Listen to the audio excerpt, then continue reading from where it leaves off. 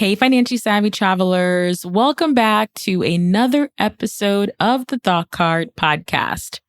We could have gone in many different directions because today's guest is a wealth of knowledge. Amanda Bauner is stopping by to share with us how we can save big on cruises. We chat about the cheapest times to go on a cruise, DIY versus working with a travel agent, what's worth actually spending more money on, and so much more. Whether you're a first-time cruiser or cruise all the time, Amanda is going to help you get the most out of every cruise vacation. Now, there's a lot of information here, so pull out a pen and paper, jot down notes in your app, or better yet, join my newsletter, where I have a cheat sheet waiting for you. Visit thoughtcard.com/newsletter to grab it. Again, that's thoughtcard.com/newsletter. Welcome to the Thought Card, a podcast about travel and money, where planning, saving, and creativity leads to affording travel, building wealth, and paying off debt. We are the financially savvy travelers. Amanda Bauner is the host of Me and the Magic podcast, inspiring others to travel solo while experiencing the magic the world has to offer. She also hosts group cruises, like the exciting group cruise to Alaska in July 2025. Visit her website, meandthemagic.com, to learn more, and also follow Amanda on Instagram at @meandthemagic. Why cruising? Why would you recommend cruising? And why is it one of the best ways that you would consider to travel? Well, thanks for having me first off, Danielle. Really appreciate it. I love cruising. And I actually went for the first time in 2005 on a Royal Caribbean cruise, and I did not love it. And it wasn't until I started going on some other cruises that I just had a whole different experience and really have fallen in love with it. I think that there's something for everyone, literally, whether it's different destinations, different types of experiences on the ships. There's all different kinds of ships, different offerings, there's different price levels, and it's kind of like an all-inclusive floating resort at sea, with the benefit of you get to go to hopefully a lot of different ports that you really enjoy. You know, I am definitely one of those people that I've not cruised a lot because I don't necessarily like it that much. Like, I love being detached and kind of doing my own thing, but I also know the benefits and like the money saving aspect of cruises, which of course we're going to get into. So I also want to take a step back because I know that there's ocean cruises and then there's river cruises. Have you done river cruises? What's the difference between river and ocean? I have only done ocean, although I just had a lot of friends that did a fantastic river cruise. It was with all the Christmas markets last December through Europe, which I mean sounded amazing. River cruises, first of all, the boats are much smaller. You're talking like maybe 100 to 250 people on board. And it's almost like a floating small boutique hotel in a way. Okay. And there's a lot more flexibility also in getting on and off. But what they encountered was the snow melt ended up affecting the water levels to the point that the boat could not get under some bridges. So they actually could not cruise to some ports and had to take buses to some areas, which is an interesting, different aspect than what you're going to have at sea. Now, at sea, you might have hurricane. So, but they're trained for that they know to divert around storms, hurricanes, whatever the case may be. Ocean cruises, of course, the ships tend to be larger, usually anywhere from 1,000 to 5,000 passengers on board. That's not even including the crew. So you're going to have a lot more offerings on the ship just because of, the nature of it being that much of what people call a mega ship. Absolutely. So I definitely want to frame today's conversation around the first time cruiser. And I would love to hear what are some things that the first time cruiser should consider when they are thinking about cruising for the first time? I would start out by just asking yourself, well, why do you want to go on a cruise? Do you want to just experience the cruising itself? Are you wanting to go to a certain destination? If you aren't sure, that's okay too. You could look at if you want a certain type of stateroom, if that matters to you. There's so many YouTube videos and all this. And of course, each cruise line has so much information too. If you are saying want an all adults cruise, then Virgin Voyages, that cruise line is all adults. So that's a good one to go to. If you love Disney like I do, then a Disney cruise, of course, is meant for you. And there's all different kinds of themes. They have a Marvel Day at Sea, they have Pixar, Star Wars. They do a lot of themes for Halloween and Christmas time. I could go on and on about Disney cruises. If you want costs to be the factor, then of course Carnival Cruises is very well known, also known as kind of the party atmosphere. But I've known people that have taken families on and had a great time. You always have to look though for upcharges. What's not included in that base fare? So I've gotten that feedback from people that have been on Carnival. And then the mid levels, kind of like Royal Caribbean and Norwegian, those are two great options that they have usually the larger ships, a lot to offer on the ships. And I also work with a lot of people traveling solo. So they offer solo cabins. Not every cruise line does. So that's something to take into consideration too. If you're going solo, do you have to pay for double occupancy like Disney does? They don't have solo cabins. Or, is there a solo supplement? And are there other discounts? Because those cruise lines, Royal Caribbean, Norwegian, they're offering frequent discounts a lot of the times on Wi-Fi and some dining and airfare. So that sounds like a checklist. So we'll make sure in the accompanying blog post to have some of these things to think about. Something that I'm hearing is travel style, which on the Mhm. podcast we've talked about many, many times because how you like to travel and your travel preferences will really point you in a direction of focusing on this cruise line or this offering. So, can you talk a bit about how travel style will impact you as a first time cruiser? Yeah, absolutely. I think that if you want that experience of having it planned out, you could certainly do that. I could go online right now and find example itineraries from different cruise lines. If you want it to be completely spontaneous, you could do that too, because usually for dining, you're assigned main dining room, or maybe for like Disney, you rotate main dining rooms. If you don't care about any of the extra stuff, you don't need to book that in advance. You can go on the ship and have a great time doing that spontaneously. There are some things to consider, like port excursions. If you want to book those, you do have to look at some of that in advance, and then you'll have booking windows open, and that depends on the cruise line. And then that's also a benefit. We'll get into probably the loyalty programs. The more you sail with a cruise line, then the higher you'll be in the loyalty program, and maybe your booking window opens 15 days before the next booking window of people that it's their first time sailing. But really just ask yourself, do you care if you want to enjoy the ship? Are you going more for the destinations? Do you care if the passengers are more families with kids or adults or a mix? Do you want more of a party atmosphere? Do you want it to be something that's more learning? Because there are some that offer different educational seminars. We're going to Alaska next year, and they'll have actually a national park ranger on the ship who will be on the overhead speaker giving us information as we're going through the inside passage, which I'm very excited for. I love that because, like, for me, I love Bermuda. And I know that there's flight to Bermuda, hotel accommodation, and then, of course, things to do. And that adds up very quickly, which is why I would lean towards cruising to Bermuda Yeah. because a lot of it is all built in. So can you break down like when you are cruising, what can you typically expect? We know the accommodation built in, food. So can you just kind of rattle off a couple of things to kind of set the scene for folks who aren't may not be aware?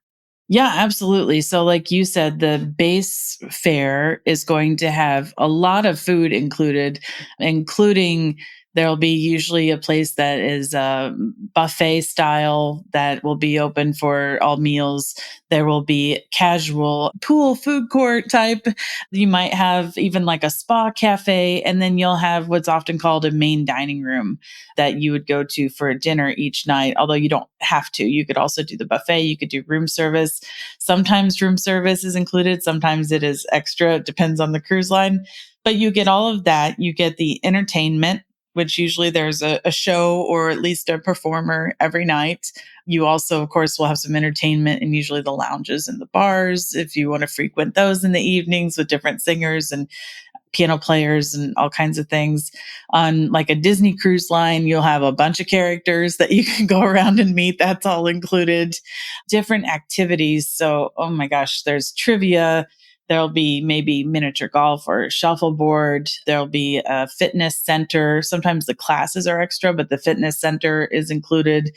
There'll usually be a walking or running track on one of the decks.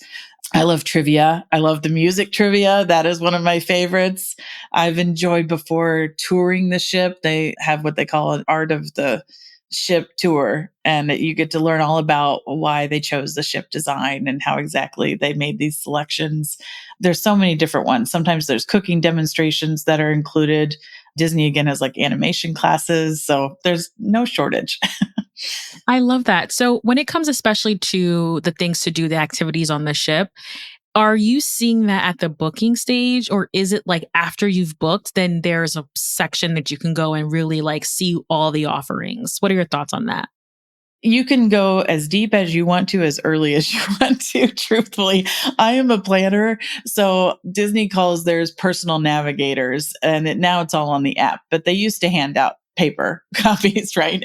So you, of course, the first thing you do when you book any cruises, you can go ahead and download the app and make sure that you create an account, and that links your reservation. And that's where you can access some important information. You can pretty much see the itinerary. You might not be able to see everything that is offered yet, especially the things that are free. They might show the offerings that later on you can book if you want to book some tastings, and we'll probably get into more of those things that cost extra. But you could go online and search on Facebook groups. There are Facebook groups for the cruise line, for each ship, maybe even for your individual sailing. There's YouTube videos that show all of this. There are different websites that have different reviews that will go into detail on all this. And those are really great resources to just learn what all is offered, because there is so much to it and so much that is offered. So it could be a little overwhelming. So it's good to have these resources. And that's where I probably have much to learn, because I would just probably show up and then I may have missed some of the like really cool and interesting activities. So, which is why we're having you on the show, Amanda, to really like dish out all the things that we need to know. So, you mentioned a few cruise lines. You mentioned Carnival, Norwegian, the Disney cruise lines. Do you have a favorite one, and why? I mean, I love Disney Cruise Line. I think that the entertainment is excellent. Broadway caliber shows, you can see Beauty and the Beast or Frozen at sea, and it's snowing in the theater. That's pretty amazing.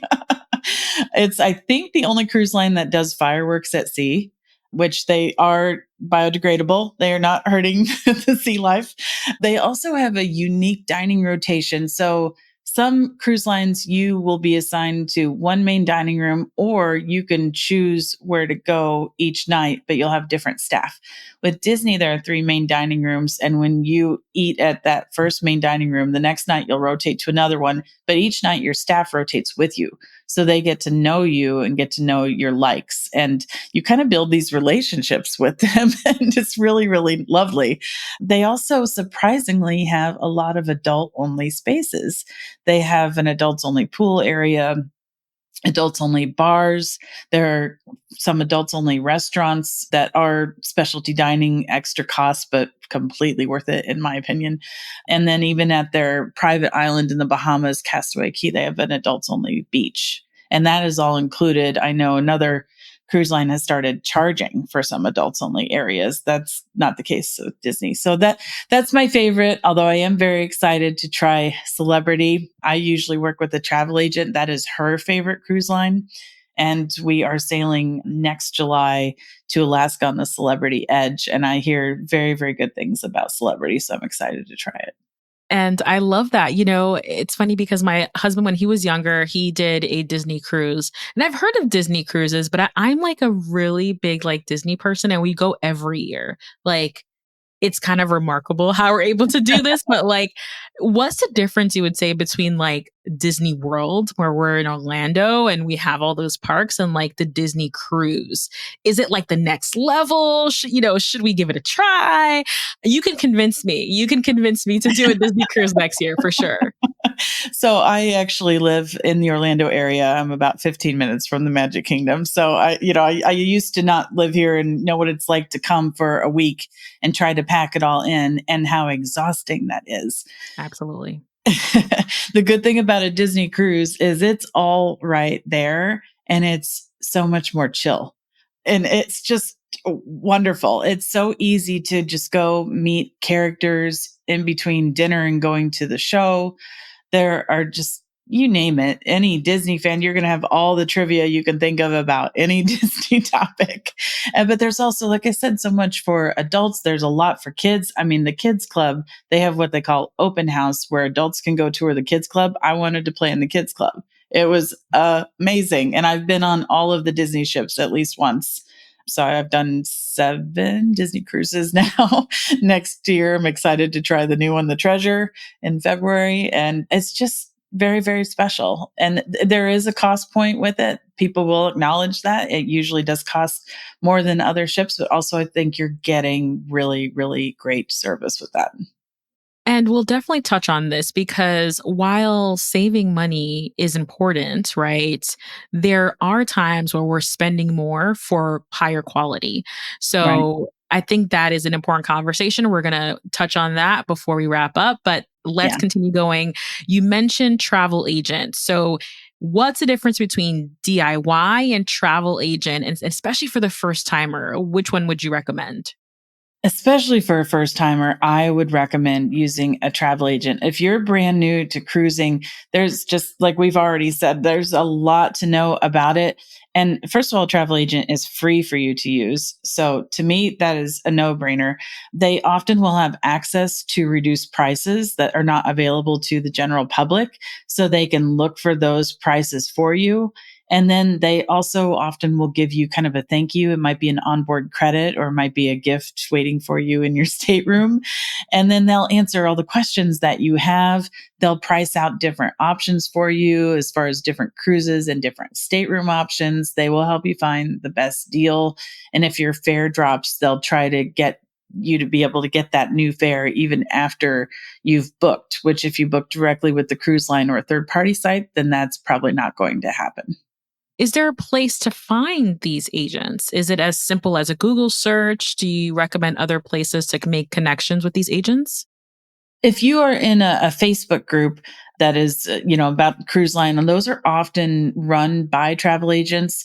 I personally work with MEI Travel and Mouse Fan Travel. They're fantastic in all the different cruise lines, but there are so many out there. I know many wonderful people that work for all different travel agencies or their own solo agents. So I think it's someone that they're certified. I think there's a cruise affiliation that they have to have. And I would ask that they have that certification. Then they've at least gone through the training, just to have that peace of mind that they know what they're talking about. But if it's someone that you trust and they're not charging you, and I think that that's good to work with them.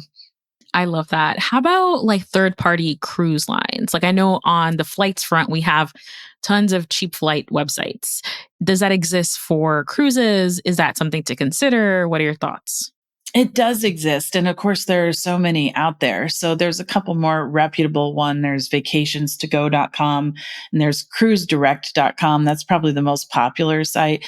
Now that one is just cruise prices. Some other ones will also include like airfare, hotel, but cruisedirect.com will offer you a bonus if you book through the site. So it makes it really easy. Also, if you want to search for, say, a Caribbean 7-night cruise, it makes it easy for you to look at the different cruise lines side by side and compare that way. And it also offers a price guarantee. So if you find a lower price somewhere else online, it will match it. But just make sure that you before you book, you understand the terms and conditions, read the fine print, and understand the cancellation policy. Very important across the board for travel, right? That's very, Yes, very important. You always. mentioned this in passing. You mentioned this in passing where you talked about loyalty. Yeah. I'd love to hear about like what is cruise loyalty programs and does it make sense to kind of stick to one or should we have no loyalty? Should we just go with whoever is giving us the best offer? I mean, if I had all the money in the world, I would have no loyalty. I would do them all. I would try them all.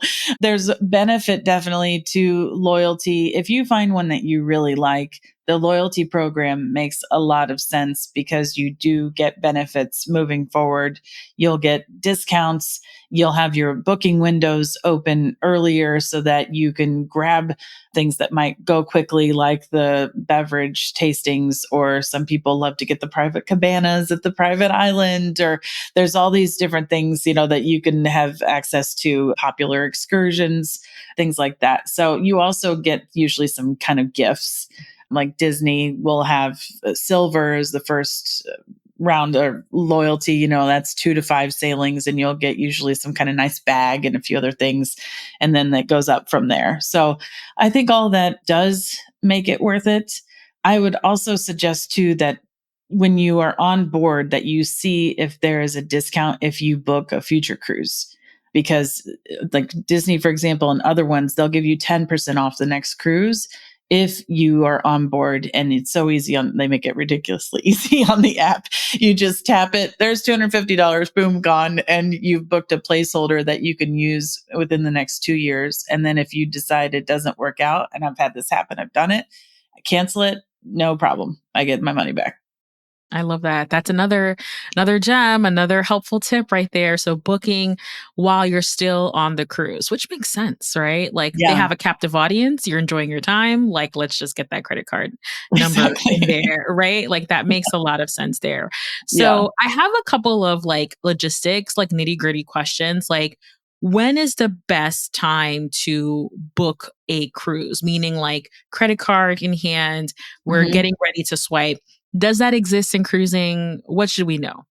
It does exist, but before I go into like times of year, I first want to say it's really important to get the best prices to book early, because the earlier that you book, the better the rate's going to be, because as the ship fills up, the demand goes up. And so when the inventory goes down, the rates go up. So I would make sure that you check when you're putting down a deposit. Okay, what's the cancel by date, which is usually right before the final payment. For instance, we have an Alaska cruise next July that we booked this January. And right now, the summer 2025 itineraries just have come out for a lot of cruise lines. So if you're thinking of cruising next fall, then you could contact a travel agent now and say, I'm interested in this. Let me know as soon as those come out to get the really great rates. But for time of year, it depends on where you're going. Alaska, it's going to be that shoulder season when the weather maybe is not summer. So it's April, May, or September. Canada, New England will be May when a lot of kids are still in school and it's not yet summer, not quite as warm. Mediterranean would be like March, April, November. Northern Europe is going to be May or October. And then Australia and New Zealand is going to be October, November, and April. But keep in mind also, there's a little bit of risk, like I mentioned, for Caribbean and Bahamas, you're going to encounter hurricane season. That's going to be cheaper. I've never had an issue with it. I've had some friends that have had various issues with changes of itinerary, but they still had a great time and they were safe. And that's what it's about. My mom is a really big cruiser and she loves solo cruises as well. And I know you do as well. Yeah. And she typically likes to book last minute, like Mm. fall cruises. So do you have any experience with like those last minute alongside the book early as well? Would love to hear your thoughts on that. I wish I had experience with that and I would love to. One good thing about living in Florida is I've got multiple ports to choose from. So I'm always keeping an eye on that. And it hasn't worked out for my schedule yet. But often for residents of that state where there are ports, there will be some really great last minute deals.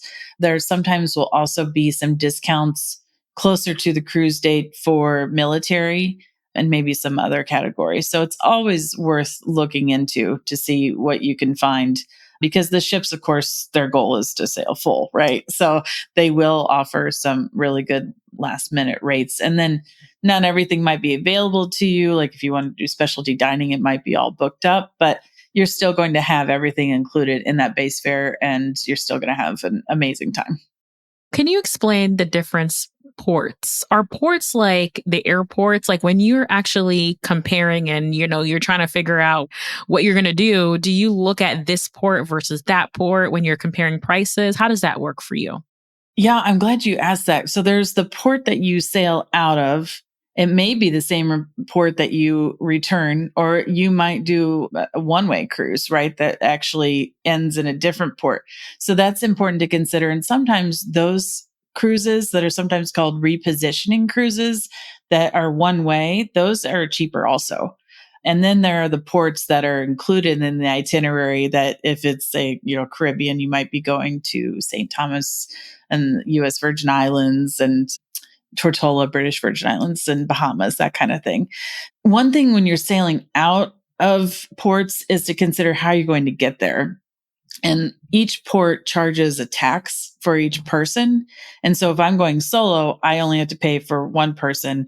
Obviously, if you're doing family of four, you have to pay for four people. So it's good to look at those port taxes. I have a friend who lives in Long Island, and it was actually cheaper for her and her family of four to fly down and sail out of Port Canaveral, stay in a hotel the night before the cruise, than to cruise out of New York City, because the New York City port tax was so much more than Port Canaveral. So it's good to look at that. And then just to consider how you're going to get to the port, because where I am, I could drive to a lot of different ports in Florida. But now there's the Brightline train also in Florida that can go between Orlando, Fort Lauderdale, and Miami. Just today, I did a cost comparison. Is it cheaper for me to drive and park my car at the port, or to get to the Orlando airport, take the Brightline to Fort Lauderdale and take Ubers and here? And it actually is going to be cheaper if I drive. Not a whole lot, but enough that that's probably what I'll end up doing. So it's good to look at that. And then the other ports that you're stopping at, that's not something you really have to worry about cost wise, unless you want to do an excursion. You can always just get off on your own. And that's a way to save money. And it's very safe to do that. A lot of people will be doing that because these ports, these towns are typically used to these big ships coming in. So they're prepared for it. But if you do an excursion, then you could either book it with the cruise line. Sometimes it's less expensive to book third party. You just have to remember that there is a benefit to booking with the cruise line, because say that it's delayed. If you're not booked with the cruise line, they don't know where you are and the ship will not wait for you. I literally saw someone that they were so late. They packed up their room, put their luggage on the gangway, were pulling it up when they came up in a golf cart. So you don't want to mess with that. So always be back to the ship on time. Oh my goodness. Maybe even early. I know for me, like Yeah, I just have that's right. anxiety. Like I would really Yeah. be like, we need to make sure, like no ifs, ands, or buts, like we're back on that ship. So Yeah. I just want to circle back to the port charges. Mhm. Is the port charges like a separate charge, or is it all built into whatever you're paying for the cruise? It is built into your base fare. So you'll have the cost of the stateroom and the port fee will all be part of that base fare. And then some things that might not be included that will end up adding on later will be travel insurance. I highly recommend purchasing travel insurance. Now, some credit cards will have travel insurance. So it's important to look at that too. And then usually you're going to be tipping your wait staff, the person who's taking care of your stateroom, that kind of thing. And then some cruise lines have where you can automatically just add that on to what you're already paying. And then if you're on the ship and you want to give them less, then you have to go to customer service. Or if you want to give them more, they give you envelopes that you can actually, give more cash if you want. Okay, perfect. Perfect. That is very clear. I'd love for us to talk about the saving money portion. Like, what are the areas where, besides like ports, besides maybe DIY versus agent, covered a lot of those areas, but like when you're actually on the ship, what Mhm. are those areas where it's like, if you were a little more savvy, you could have saved here? What are your thoughts? Oh gosh, they're a good amount actually. Like I mentioned, the dining, usually it's very, very good what's included. You don't need to do the specialty dining. Now, if you're a foodie and you want to, then, and I know we'll probably talk about like some extras, but you will not go hungry. You get a lot of food that is included. Sometimes some basic Wi Fi will be included, sometimes that is extra. Usually non alcoholic drinks are included. It depends though exactly what, like Disney does include sodas in their drink stations, but other cruise lines charge for sodas. So you kind of have to understand that. Other ways to save money, make sure that you're going to pack toiletries so you don't have to buy them on the ship, and that's going to be a big markup. There's just all different kinds of ways that you can just take advantage of everything that there is, all the entertainment, all the activities, everything that is free. Just take full advantage of it. And if you do that, you will not have time to sleep. There's so much to do. So it's a win win. Yes, I love that. I love that. When I was cruising, I wasn't old enough to drink alcohol. So walk us through like that package. Like, is there an additional charge for alcohol? Do you kind of like just bring your credit card with you on the ship, or can you pre-package? Can you pre-buy things? How does that work for alcoholic beverages typically? Yeah, it again depends someone on the cruise line. A lot of cruise lines offer drink package, and they'll even offer different levels of drink packages. So like Celebrity, they'll have a classic and a premium drink package. And the classic is if it's $10 and under. If it's above $10, then you can choose to pay the difference or you can upgrade to the premium. So it's kind of like how big of a drinker are you? You know, how important is that? And do a little bit of a cost comparison with how many nights that you're going to be on there.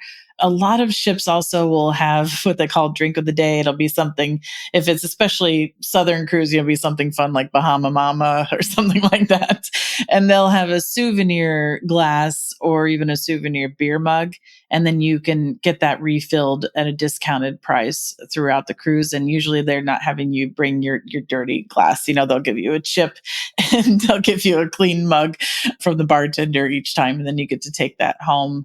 You also, for some cruise lines, can bring on alcohol. And for instance, Disney, you can bring on 2 bottles of wine or champagne or a 6 pack per adult. And then when you're in the ports too, you can bring those on in the individual ports. And I have many people that do that and they don't even purchase that much on board because that's just, what they drink. You can also take your own, say, bottle of wine to dinner. Now, sometimes there'll be a corking fee. So you got to take that into account too. So, what I'm hearing is that, yes, if you would like, cruising can be an all inclusive option, but you can also bring extra cash to elevate your experience and have as much fun as you want. Is that a fair assessment? That's very fair. Yeah.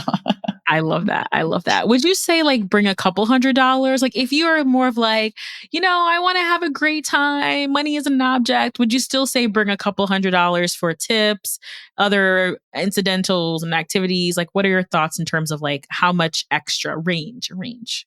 Yeah, I would budget for, and again, it depends on what's important to you, right? And you'll have an onboard account. So, first, it's important to make sure you're linking the right credit card to that onboard account. Try to maximize, I love reading the points guy.